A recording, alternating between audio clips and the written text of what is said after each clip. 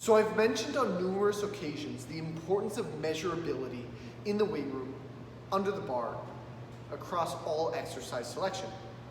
Considering the importance of load on the bar, the value of understanding the volume across working sets, the amount of weight you're using across multiple repetitions over consequent sets, the specific attachments that you're using, and the specialty bars that you're executing certain lifts with, and the value of measuring all of those unique progressions and variables. The reality is, if you can't measure it, you can't manage it. The more specificity you can employ when tracking all of those tedious intricacies of your training, the more you'll be able to efficiently and effectively manage your progression in the gym long term. Now, understanding that measurability isn't just about those aforementioned factors. It's also about the consistency and the quality of your form, not only over multiple reps and over consequent sets in a workout, but also on a workout to workout basis. Are you executing a specific lift with the same quality of form over and over and over again? Is the execution of that exercise repeatable on a workout to workout basis? And for a lot of people, maybe most people, it's not. The reason why that quality of form is not repeatable, at least purposefully, is because they don't have a setup system. They don't have a regular routine or structured approach to setting up on specific exercises to ensure that quality carries over across workouts over time. Generally, people just walk up to the bar, and depending on what lift it may be, they consider the fact that they've got to lift it somehow, some way, and very little thought goes into the specifics of the process past that point. There's very little consideration for what they should be doing to ensure that weight is lifted with quality form, and so that quality of form is repeatable in the future. Now, personally, I'm a huge fan of structure and systems. So, knowing as much in today's video, I'm going to go over the exact approach I take whenever going up to and getting under the bar for traditional barbell low bar squat. Now, it's important to understand that my way is not the only way by any stretch of the imagination. This is just what I found has worked for me and allows me to move the most amount of weight possible at this point in my training career. Now, understanding that, I will go over the rationale behind the specifics of my own setup in this video. Now, obviously, I'm not in my traditional workout wear, but I'm not actually doing squats, nor am I loading the bar today, so all will be well. So the first thing that I always consider when it comes to squats is where the empty bar is in terms of height on the J-hooks. This is so often overlooked, it completely boggles my mind. Now, the height of the J-hooks is going to differ for everybody, no doubt, but something you want to keep in mind. You don't want this bar to be positioned so high that you have to go up on your tippy toes to remove the bar from the J-hooks. Not only is there a risk of injury, because you could literally drop the bar or lose your footing, but it's also a waste of your energy. The second thing is you don't want the J-hooks to be too low.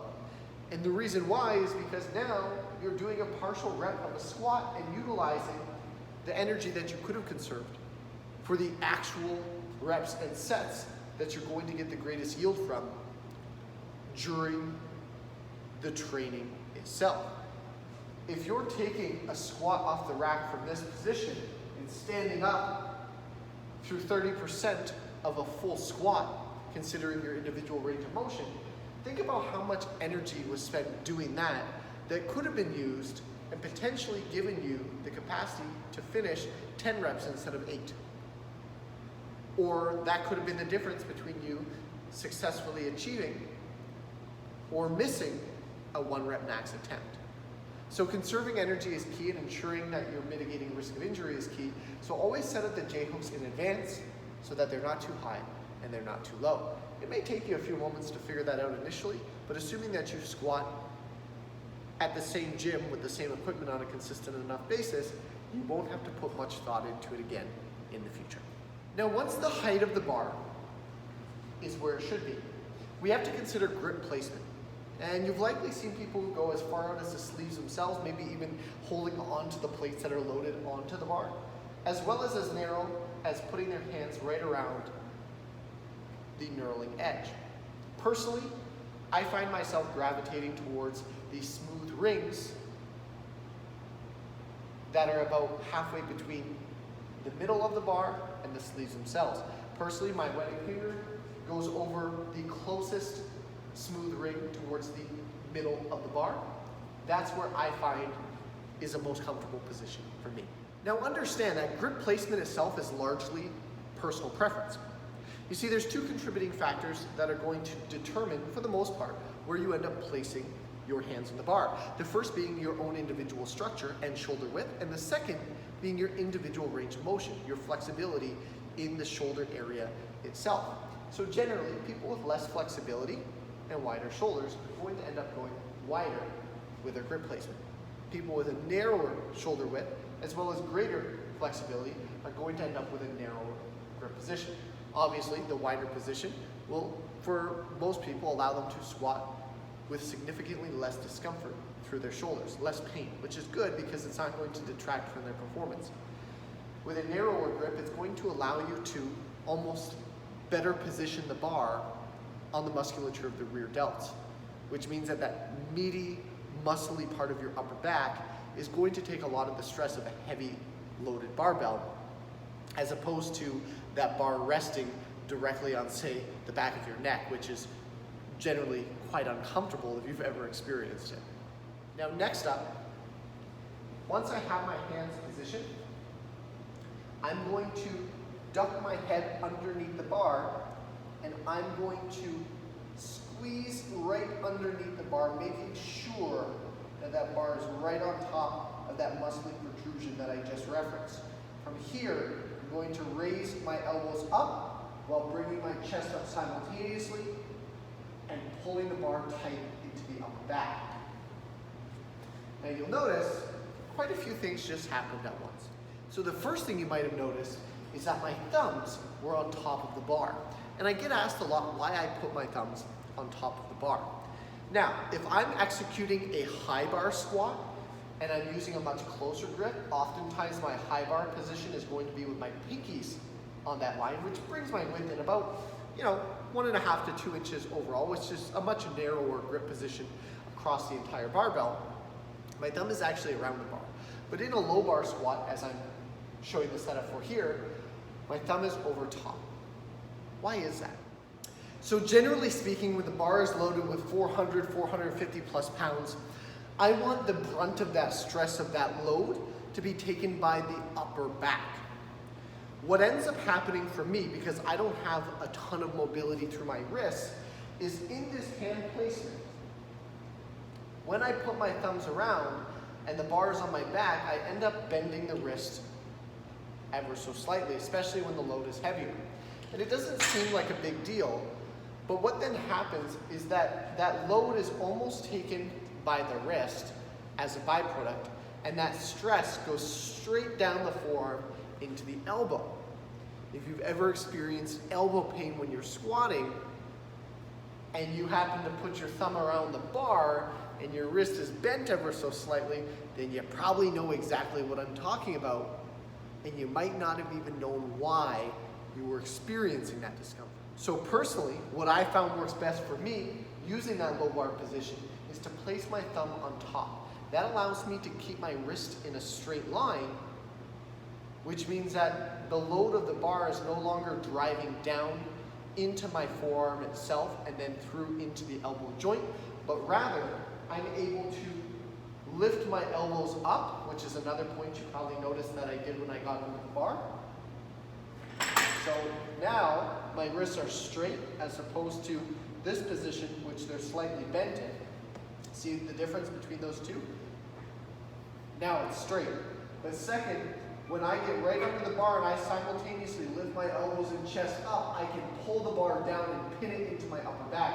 So now that bar load is going straight down into the upper back, considering where the stress is being applied, as opposed to my wrist being underneath and my elbows taking the brunt of that stress. So from that point, hands are positioned as such, thumbs are over top. I'm going to duck my head under the bar I'm going to make sure that bar is positioned on the meaty part of the upper back and those rear delts that are protruding because of my relatively narrow hand placement. Then what I'm going to do is ensure that that bar is right at the spine of the scapula, right on top of that scapula. From there, I'm going to step directly underneath the bar with my feet just about shoulder width apart. And then I'm going to raise my elbows and chest simultaneously and my head slightly. I'm going to pin that bar to my upper back. I'm going to take a big breath in, bracing the core. And then I'm standing up with the bar. From there, I will take one step back before getting into the proper position to execute the squat itself. You'll notice I did not unrack the bar with a split stance, and that as well was purposeful. Unracking the bar with a split stance is something you have to be hyper cautious of. A lot of people scoop under the bar with a split stance and take the bar off. Over time, I believe this can very quickly become a recipe for disaster, because if you're unsure of the load on the bar and whether or not you'll be able to execute it safely, or your setup is not consistently structured, you could risk injury taking too heavy of a load up in a split stance. At least with your feet side by side, you can get the weight off the J-hooks and determine your next move with confidence and a strong foundation.